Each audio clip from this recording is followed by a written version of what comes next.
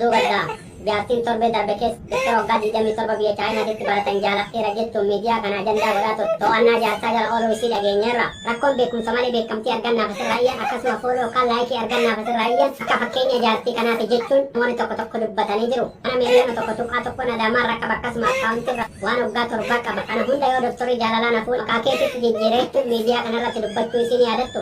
Haa ta'u malee namoonni hedduun akka jaartii kanarraa barumsa fudhatan abdii qabna. Namni tokko ka'ee kijibaan gaafa bultii namaa diiguuf deemu gama maayini Oromoo jedhutti waraanni abbaan qare abbaa qalee jedhan. Kanaaf bultii namaa diiguuf osoo deemu bultiin isiitu diigamteerti jechuun namoonni tokko dubbatanii jiru. Haa ta'u malee akka namoonni tokko dubbataa jiranitti hidhaa cimaa fi miidhaa salphaa keessa jiraachuu isii namoonni tokko dubbatanii jiru. Itti dabaluudhaan Kingi Kamaal Abdallaa yookaan artisti Kamaal Abdallaa jechuudhaan kan Makkaa keessatti beekamu abbaa warraa yookaan jaarsi miyyoo sana kalubboo isiitu baata kalubboo xiyyatu baa jechuudhaan dhaadannoo tokko dhabarsaa jechuun meediyaa isaaniitiin dabarsanii jiru. Abbaan manaa yookaan jaarsi miyyoodha dhaadannoo tokko miira keessa seenee dubbatee jira. Abbaan manaa dubbatetti jaartiin kun maqaa kiyya balleessite takkaa lubbuu isiitu baa takkaa lubbuu xiyyatu baa jechuun miidiyaa obbo Kingi Kamaal Abdallaa irratti miira keessa seenuudhaan dubbatanii jiru. Haa ta'u malee jaartiin kun haga ammaatitti lubbuun hin jirtu moo hin jirtu wanti ifa ta'e hin jiru. Namoonni jaartii kana waliin guyyaa sanitti ajandaa oomishaa turan miidiyaa kanarraa miliquu isaanii dhageenyeerra. Kabajamtootaaf jaalatamtoota keenya amma duras oduu kana miidiyaa keenyan isin dabarsuuf ni yaadattu. Ammas jala buunee jaartiin kun lubbuun hin jirtu moo hin jirtu jaarsi akkam godha jala buunee qorannee waan isin dhiyeessinu ta'a. Yoo hordofaan affeerraa keenya kabajamtootaaf jaalatamtoota keessumaa addaan isin dhaamannu yoo jiraatu viidiyoon keenya nama bira ga'an jiru profaayilii jala dhaatii gadi seenaa viidiyoo tokko laayikii godha akka nama bira ga'uuf.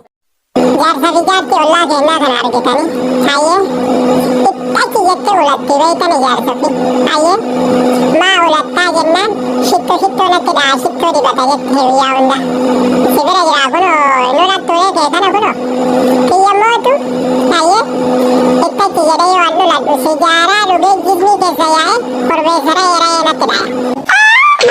Oduu gaddaa Dubaay keessatti dabaluu ho'aarraa kan ka'e Faaxeen lama maammara tokko irratti qaama saalaa keessa wal waraanu itti gaafatamaa koonsartii magaalaa Dubaay obbo Kiyyaa Jabal miidiyaa keenyatti himanii jiru. Rakkoon Faaxee waraanaa jiru. Baay'inni Faaxeedhaa Dubaay keessatti miliyoona 2,200 ta'uu miidiyaa keenyatti himanii jiru. Walumaa galatti dhiirri Dubaayin keessa jiraata warra mana ijaazaa jiruun dabalatee 210 qofa jechuun itti gaafatamaa ijaazaa miidiyaa keenyatti himeera. Obbo Abdii Culullee telefoonaa wal waraanuu Faaxee qaama saalaa irratti yaada kennanitti wal waraanuun Faaxee Dubaay keessatti dhufe kun waa lamaafi jedhan. Tokkoffaa ho'i akka malee dabaluudhaan lammaffaa dhiirri Dubaay keessaa dhabamuudha jedhan. Itti gaafatamaa koonsartii obbo Kiyyuu Jabal yaada kanarratti dabalanii dhiirri Dubaay keessaa waan dhabameef tokko nyaatee tokkon taa'u jechuun Faaxee wal gaggalaafataarti jechuun obbo Kiyyuun miidiyaa keenyatti himanii jiru. Bulchiinsi magaalaa Dubaay obbo Naasir Aanolee miidiyaa keenyarratti yaada kennaniiru. Maammadoo miliyoona 3 daddafaan gara Dubaayitti yoo ergine wal waraanuun Faaxee qaama saalaa irraan eegale kun daran dabalaa jedhan. Dhaamsi miidiyaa keenyaan isinii dabarsinu yoo jira Maammadoo miliyoona 3 Oromiyaa irraa isin qaqqabutti wantoota tokko irraa roozaa, paastaa, mokoroonii fi Mee amaarif sankayaa irra si balleessu. Auzubillah. Muuziqaan qabu kana maal taatedha muuziqaan qabu jaartii biroo biratti hin faarsinaa jedhan malee si faarsuun rakkoo hin qabu. An faaruu kanallee hin fedhu amaarifi keessan immoo kophee miila irraa hin qabu. Akka itkumtaa godhatee deeman beekan jedhamee ilaalla akkasittu. ይጨንቀኛል ዝም ብሎ ይጠበኛል አልቻልኩም ምን እስካይሻይኒ አንን ጀነ ያውዝ ብላ አጋን ፈወርበታይ አካካዩ ኮሜንቲን ተቆከነ ጀዳ ኢሲና ፋና ማሪፋት ማንዱ በነ አኒ አፋና ማሪፋ ቤካ ጀዳ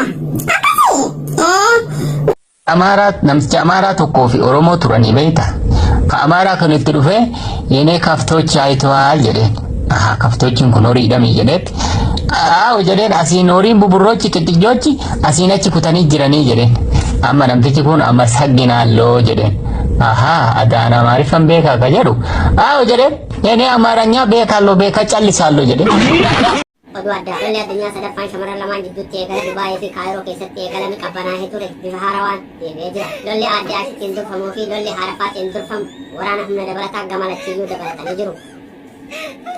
Lola addunyaa sadaffaa kana yeroo duraatiif araaraaf jaarsummaa jidduu seenanis lolli kun jaarsummaa ol ta'ee jira.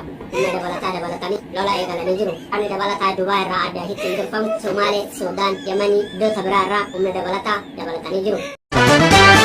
ስትንጠራሪ ያላቅበሽ ኋላ ዋጋሽን ታገኛለሽ ስትመታደቅ በጉልበትህ አውሬ መሳቂያ ነው ማደርግህ አርፈሽ ተቀመጭ አንቺ አውሬ እንዳላፈርጥሽ ሰማይ ወርውሬ